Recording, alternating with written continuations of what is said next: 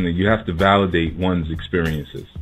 A lot of times things go a little wayward when you're talking to young people because we don't validate their experiences and their exposure. Really insane to make sure if we're having a mature conversation, the reality is you may be talking to a 16-year-old person, but they have been exposed to things that maybe a 30. But I don't really speak to a young person as though I'm speaking to a 15 or 16-year-old from 20 years ago, because things are different now. Secondly, depending on the environment, it's one of the reasons why my Rites of Passage program, I would always bring the youth out of their environment.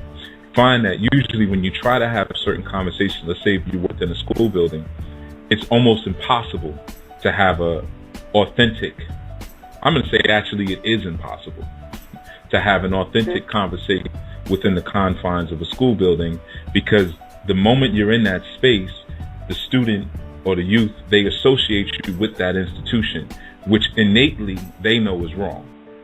They may not be able to articulate it, but they're conscious. They just don't have the verbal expression to actually put it into words.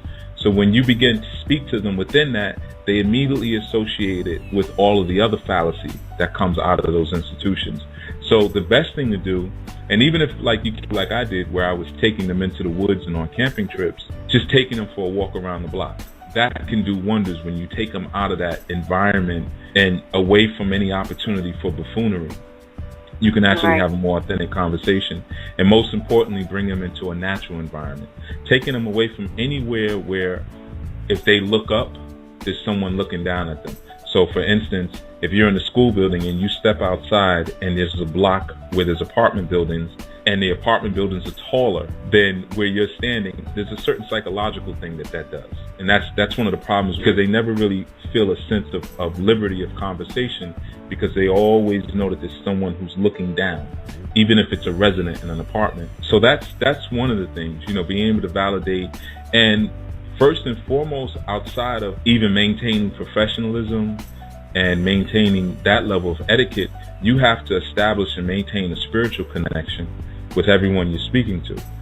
You have to do that first, because what you're speaking to is layers of ego that have been covering up the spirit.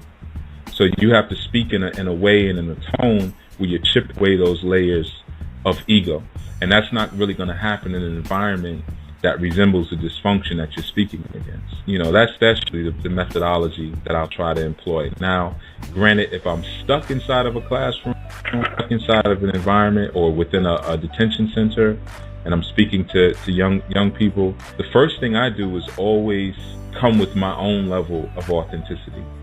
The moment you start lying, or you begin to present yourself as something other than what you are, then you're going to lose them anyway. They're never going to listen to anything. Once you lie once, that's it. Right.